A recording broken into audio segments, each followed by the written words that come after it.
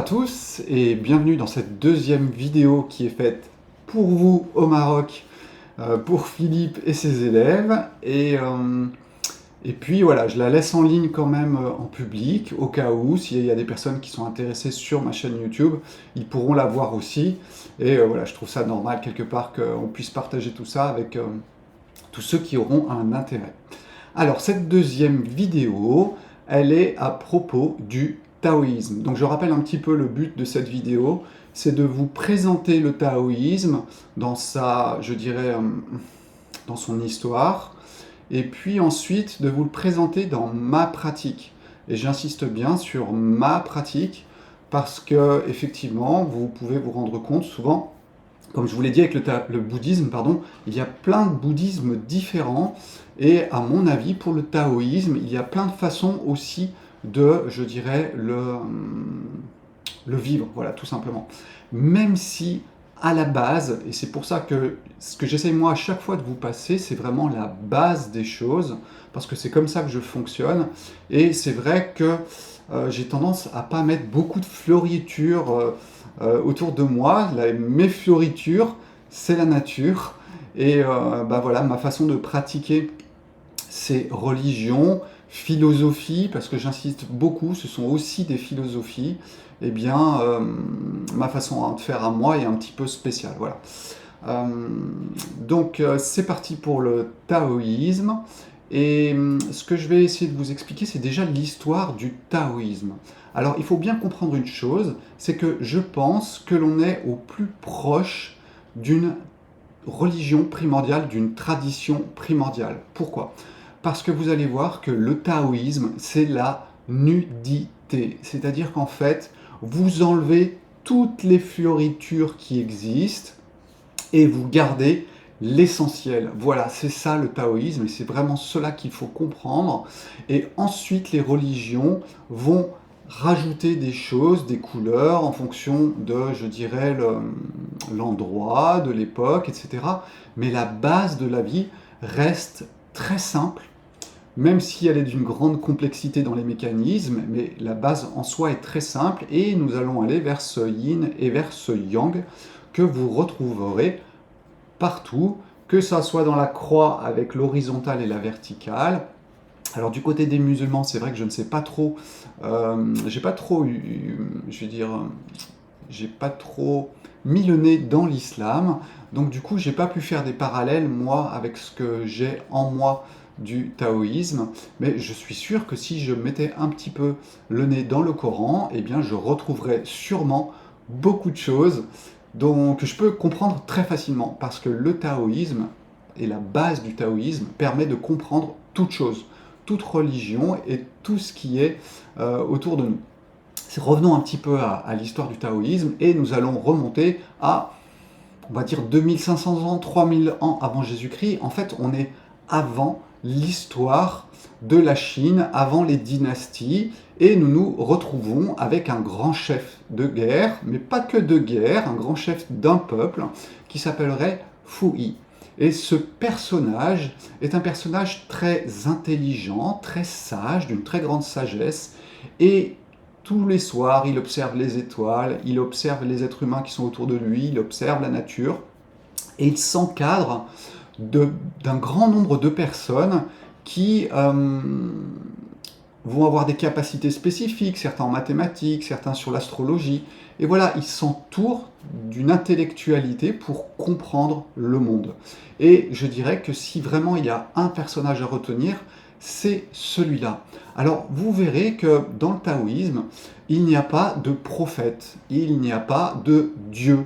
C'est vraiment la différence entre cette religion, qui n'en est pas vraiment une, hein, c'est aussi une philosophie, c'est un petit peu comme le bouddhisme, mais vous verrez qu'elle est nue dans le sens où il n'y a pas de Dieu, il n'y a pas de demi-dieu, il n'y a que des êtres humains, il y a la terre et il y a le ciel, et c'est ce que vous pourrez retrouver dans le livre de René Guénon, La Grande Triade. René Guénon, c'est une personne qui a existé, française, en 1900, hein, c'est le début du siècle passé, et qui a vraiment étudié beaucoup toutes les anciennes traditions et religions, Et quand il a mis voilà, le doigt sur le taoïsme, il en est arrivé à comprendre qu'effectivement, c'est une, à mon avis, des premières religions. Et je ne dirais pas que toutes les autres vont découler de celle-là, parce que qui de l'œuf ou de la poule a commencé? Eh bien, moi, je dis souvent les deux en même temps. Pourquoi? Parce que tout simplement, les choses apparaissent à un moment donné sur la planète. Pourquoi? Parce qu'il y a les étoiles qui envoient des signaux et qui créent quelque chose, et qu'en fonction de l'endroit où cela va naître, eh bien hop, ça monte. Donc à mon avis, le taoïsme n'est pas spécialement avant les autres. Mais on va dire que c'est celle qui est la plus primordiale, dans le sens où celle qui a la plus à la racine, à mon avis, de toutes les choses. Et vous allez le comprendre au fur et à mesure que j'avance dans l'exposé. Donc voilà, ce premier personnage, on est vraiment dans la préhistoire de la Chine. Alors on parle de 2500, 3000 ans, peu importe, ne nous attardons pas sur les chiffres, attardons-nous plutôt sur la période. Et donc on est bien sur une période avant tout un système qui va se mettre en place et toute une civilisation qui va se créer. Ce personnage n'étant qu'un chef de tribu, peut-être d'un peuple assez nombreux, mais qui l'emmène de façon joyeuse et de façon éveillée vers le monde, tout simplement. Donc ça, c'est pour ce premier personnage. Ensuite, nous allons avoir les premiers écrits. Alors ces premiers écrits, voilà, c'est toujours difficile. Vous allez voir, le taoïsme, c'est très caché, c'est très secret, c'est très flou.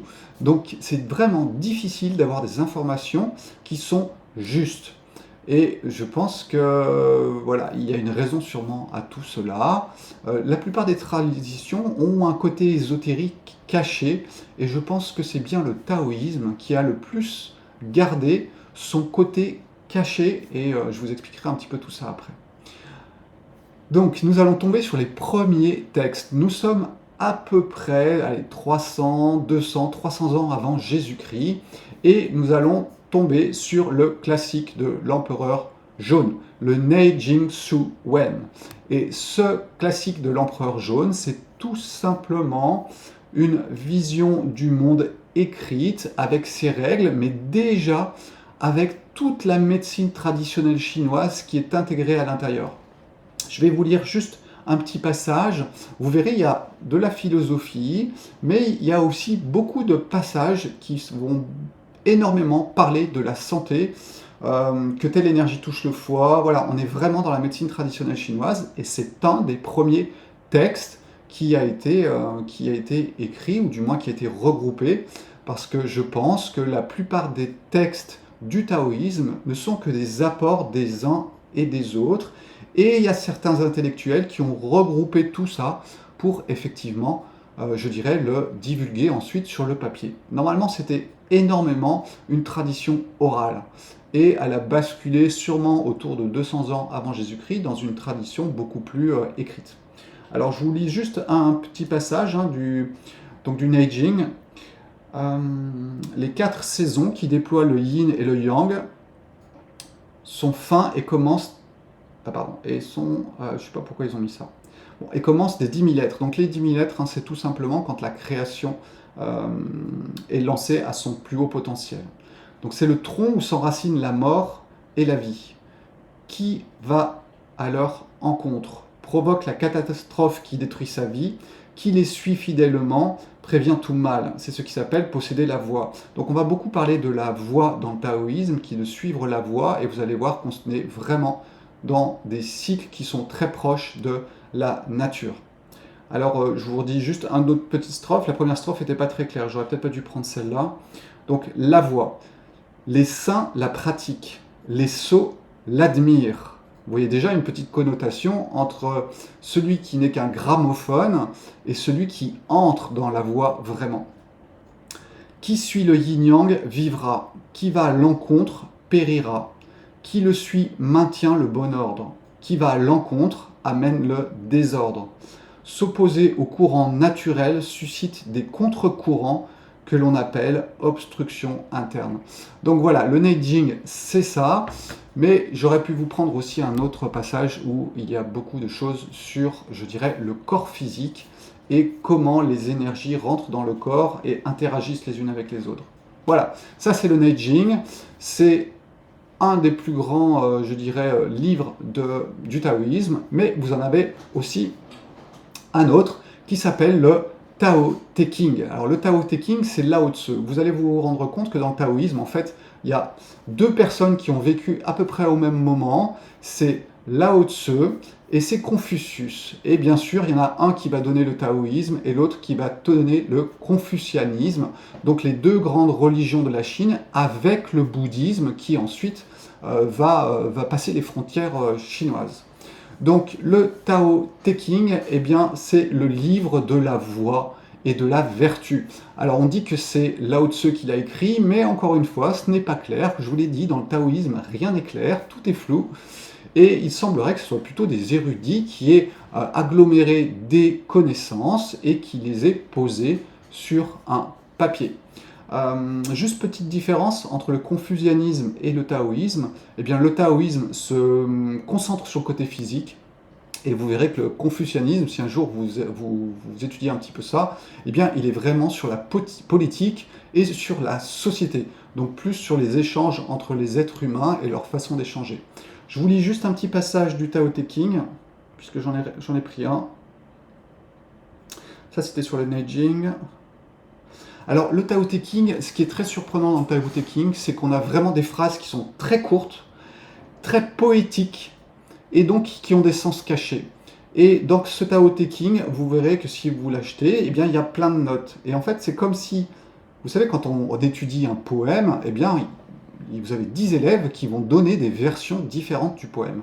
Eh bien, le Tao Te Ching, c'est pareil. Vous avez une phrase très simple, nue, et vous avez plein de personnes qui vont donner leur avis sur la phrase. Donc c'est pour ça qu'il y a beaucoup de notes dans le Tao Te Ching, et à chacun d'y trouver sa voie, puisqu'en fait c'est bien le livre de la voie et de la vertu. Donc je vous lis juste un tout petit peu, juste 2-3 phrases, puisque c'est très court. Celui qui sait ne parle pas. Celui qui parle ne sait pas.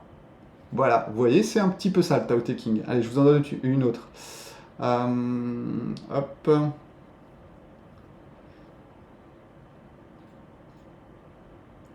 Se vêtir de robes brodées, se ceindre d'épées tranchantes, se rassasier de boire et de manger, accumuler des richesses, tout cela s'appelle vol et mensonge et ne relève pas du Tao. Donc voilà, le Tao Te Ching, c'est ça, c'est de la poésie, c'est du sens caché et chacun y verra ce qu'il veut bien y voir.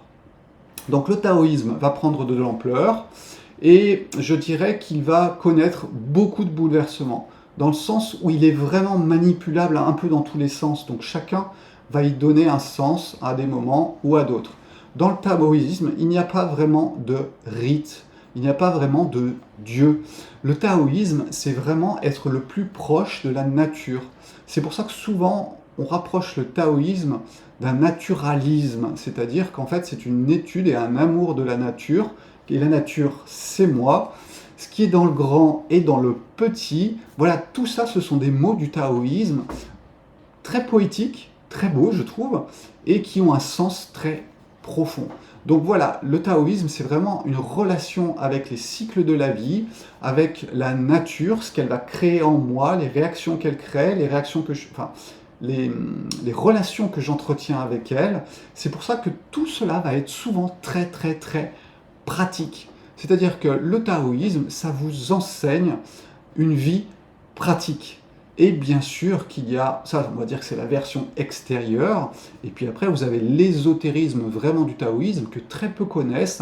Vous avez pu étudier la médecine traditionnelle chinoise, mais vous n'êtes pas entré dans l'ésotérisme du taoïsme, qui est pourtant très simple et très compliqué. Très simple parce que les règles sont simples, on vous parlera que du yin et que du yang. Et très compliqué parce que oui, effectivement, si je regarde le monde, c'est très complexe. Quand je regarde l'air, il y a de l'humidité, il y a du soleil, il y a des interactions avec un oiseau qui passe. Voilà, il y a plein de mouvements du yin et du yang. Et cette danse, c'est le taoïsme. C'est d'entrer en connexion avec cela. Et je dirais que le mouvement zen japonais est aussi énormément inspiré du taoïsme parce que justement c'est entrer en connexion avec le mouvement et avec les cycles de la vie et d'en comprendre plus ou moins une partie, parce que c'est très complexe, hein, il y a tellement d'interactions possibles, mais d'en avoir, je dirais, une conscience profonde. Donc voilà un petit peu ce qu'est le taoïsme globalement. Et puis vous allez vous rendre compte qu'il y a des époques où le taoïsme a vraiment été persécuté en Chine et avant même l'arrivée de Mao. Pourquoi? Parce que le taoïsme était vraiment un repère, un nid d'intellectuels et qui voyaient le monde avec des yeux relativement justes. Et voilà, cela pouvait gêner grandement le pouvoir et souvent ils ont été persécutés. Donc c'est pour ça aussi que le taoïsme, souvent, est resté très caché, a laissé le bouddhisme entrer en Chine et est resté derrière. Voilà, ça c'est le taoïsme, c'est ne pas entrer non plus dans le jeu de la vie et être le centre de la roue. Ça c'est vraiment une autre image du taoïsme. Vous avez une roue, la périphérie, c'est tout ce qui bouge. C'est un petit peu notre monde. Et puis vous avez le centre. Ce centre, c'est quoi? Eh bien, c'est là que tout s'initie. Sans le centre de la roue ne peut pas tourner. Les rayons ne tiennent pas. Et pourtant, le centre est immobile. Et ça, c'est vraiment, encore une fois, cette grande poésie du taoïsme, où en fait, nous parlons avec des paraboles. Et je dirais que c'est ce qui en fait toute sa beauté pour moi, parce que j'aime bien tout ça. Voilà. Euh, Qu'est-ce que je peux vous dire d'autre sur le taoïsme? Voilà, je pense qu'aujourd'hui, très peu de personnes pratiquent vraiment un vrai taoïsme et de plus ésotérique. Voilà, vous avez beaucoup de personnes qui vont pratiquer certaines choses, qui vont pratiquer du tai chi, du qigong, mais la vraie voie est encore réservée à certaines personnes. Ça a toujours été, hein, dans toutes les traditions d'ailleurs, hein. Vous avez une partie de la religion qui donne les rites, qui donne un chemin, et puis vous avez aussi l'autre partie de ceux qui vont vraiment dans la voie. Ça fait partie du monde, c'est le yin et c'est le yang, et je dirais qu'il n'y a pas à juger si c'est bien ou si c'est mal. Vous voyez comment on entre très vite dans le taoïsme, il n'y a pas de bien, il n'y a pas de mal. Il n'y a que de la construction et de la destruction. Une force d'expansion, une force de contraction. Et puis ensuite, vous pouvez passer ça au chaud, au froid, au jour, la nuit, l'homme, la femme. Et vous allez voir que le taoïsme, vous le connaissez déjà, alors que pourtant, vous ne l'avez pas étudié. Et c'est vraiment ça que j'adore avec le taoïsme. Quand je fais des conférences sur, je dirais, le monde physique selon le taoïsme, eh bien, tout simplement, les personnes sont capables de me répondre alors qu'ils n'y connaissent rien. Et c'est tout l'intérêt de, je dirais, cette philosophie, cette vision de la vie, qui permet d'être au plus près, je dirais, du point d'émergence de la vie. Souvent, je prends comme exemple une pyramide, et quand on étudie la numérologie taoïste, eh bien, en fait, tout simplement, on va de 0 à 9. Et puis ensuite, si je prends 10, si je prends 12, si je prends 13, ben c'est toujours un 1 et un 3, et ces chiffres-là, on les a déjà énoncés. Donc c'est pour ça qu'en numérologie taoïste, on va plutôt se baser sur 0 à 9. Et puis, ben, tout simplement, vous avez 1. Alors peut-être qu'on peut l'appeler Dieu, appelons-le comme vous voulez. Alors, dans le taoïsme, on a tendance à l'appeler Taikyoku. Mais ce n'est pas un Dieu, c'est un espace. Voilà. Et cet espace va se concentrer sur un point. Et c'est ce point-là qu'on va appeler le Tao. C'est la force yang primaire qui va ensuite se séparer en deux et donner yin et yang. Alors là, je vous les mets séparés, mais en fait, ils sont ensemble. Le Tao, c'est un, et vous avez un côté yin, un côté yang. Et ce n'est que une chose. Et ça, c'est vraiment la chose la plus difficile à intégrer pour un être humain, surtout en ce moment, c'est de comprendre que toutes les choses ne font qu'un. Et voilà, vous entrez alors dans le monde du taoïsme, cette belle philosophie poétique, et qui pourtant est très pratique, parce que le but du taoïsme, c'est aussi de jouer dans la vie, et de voir la vie, d'être juste, d'être clair. Et là, on va retomber sur les qualités du bouddhisme, parce que quand on ne juge pas du bien et du mal, eh bien, nous allons entrer dans une forme de compassion très importante, nous allons avoir la clarté, nous allons avoir plein de choses comme ça. Et vous allez voir que du coup, eh bien, le bouddhisme, il met des couleurs au taoïsme quelque part. Et c'est ce qui m'amuse beaucoup dans tout cela. Voilà, ça c'était pour vous poser le premier point. Et puis maintenant, si, il y a une chose que je pouvais ajouter, c'est l'éloge de la spontanéité. Dans le taoïsme, il est une, je vais pas dire une règle, parce que c'est même pas une règle, c'est normal. Quand vous sortez dehors, vous vous contractez s'il fait froid. Eh bien, vous êtes dans la spontanéité. Et la spontanéité du monde, elle joue en permanence avec vous, que ce soit avec la politique, que ce soit avec d'autres choses. Et plus vous êtes dans la spontanéité, et plus vous êtes dans le mouvement de la vie. Et c'est ce qu'il faut comprendre dans toutes les techniques, que ce soit le karaté, que ce soit le qigong, que ce soit le tai chi. Eh bien, en fait, tout simplement, c'est d'entrer dans les cycles de la vie, dans les rythmes de la vie, et il faut être spontané. Voilà. Si vous êtes complètement coincé, eh bien, quand la vie vous invite à faire quelque chose, vous n'y arrivez pas. C'est ni bien ni mal, c'est un fait. Voilà. Soyons clairs. Et ce n'est pas un jugement. Je ne dis pas que c'est bien ou que c'est mal. Voilà. Comment je le vis moi, puisque maintenant je vais vous parler un petit peu de comment je le vis moi. Eh bien, tout simplement, c'est ça. C'est que c'est intégré en moi et dans ma vie. Alors, quand est-ce que c'est arrivé? J'ai rencontré vraiment ça à l'âge de à peu près 23 ans. Pourquoi? Parce que j'avais fait des expériences alimentaires extrêmes, de manger cru, notamment, pendant très longtemps, et j'ai vu mon corps qui se transformait, et au début c'était bien, et après c'était pas bien, dans le sens je me sentais pas bien. Et je suis tombé par hasard sur un livre de George Oshawa, qui est, je dirais, celui qui a remis le taoïsme au goût du jour occidental au cours du siècle passé. Et quand j'ai lu ça, j'ai dit, mais ça c'est vrai, c'est tellement évident, logique, que ça ne peut être que une vérité. Et donc, j'ai validé ensuite par l'expérience, parce que ça c'est vraiment quelque chose qui est très important, ne soyez pas des gramophones. Essayez d'être vraiment des personnes qui vont vivre en elles chaque chose, et c'est là que vous pourrez aussi transmettre ce que vous êtes tout simplement, et non pas ce que vous avez entendu et que vous répétez. Et avec le taoïsme, c'est simple parce qu'on peut valider en nous tout ce qui est dit et qui est très simple. Donc c'est exactement ce qui s'est passé avec moi. J'ai écouté mon corps, j'ai regardé ce qui se passait à l'extérieur, j'ai fait comme quelque part ce grand chef Fu He qui regardait les étoiles, qui regardait la nature autour de lui et qui en déduisait tout simplement les règles de la vie. Sans chercher à savoir qui a fait, etc. Donc vous voyez qu'on est vraiment dans un autre système qui est de vivre la vie et non pas de trop se poser de questions sur celui qui serait là-haut et qui dirigerait les êtres humains. Donc là, pour moi, c'est vraiment retrouver ma place d'être humain.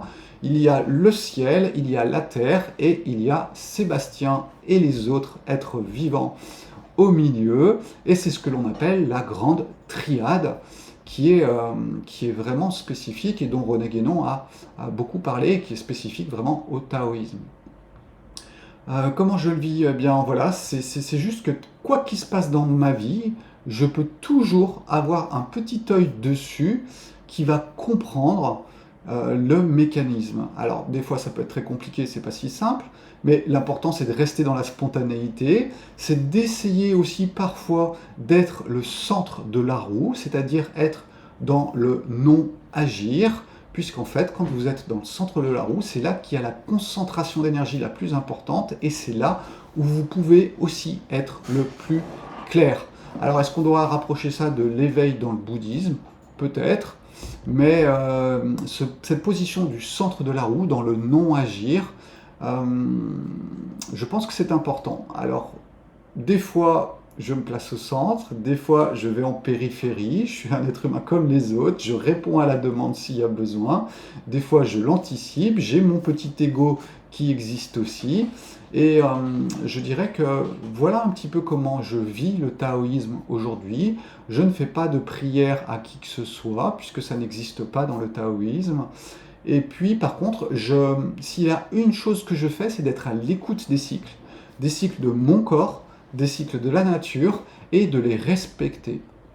Donc ça, cela demande aussi une bonne clarté par rapport à ce qui se passe autour de nous. Et c'est vrai que nos civilisations actuelles vous mettent un grand brouillard devant les cycles de la vie et empêchent de suivre les cycles. Ce qui veut dire que vous allez entrer en décalage avec la nature et cela va avoir des impacts. Et là, vous rentrez dans le taoïsme et vous comprenez de façon très claire ce qui se passe, pourquoi ça se passe et comment ça se passe. Donc voilà un petit peu ce que je pouvais vous dire sur le taoïsme.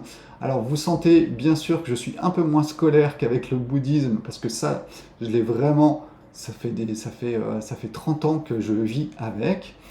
Pour ce qui est du bouddhisme, je l'ai intégré dans ma vie. Une partie de moi, effectivement, avait cette connotation bouddhiste avec les 5 éléments et avec d'autres choses, mais c'est vrai que ce n'était pas forcément une pratique de tous les jours. Voilà ce que j'avais à vous dire, j'espère que cela vous aura intéressé. Ciao ciao, bonjour au Maroc, et puis à bientôt ici ou là. Ciao ciao, bye bye.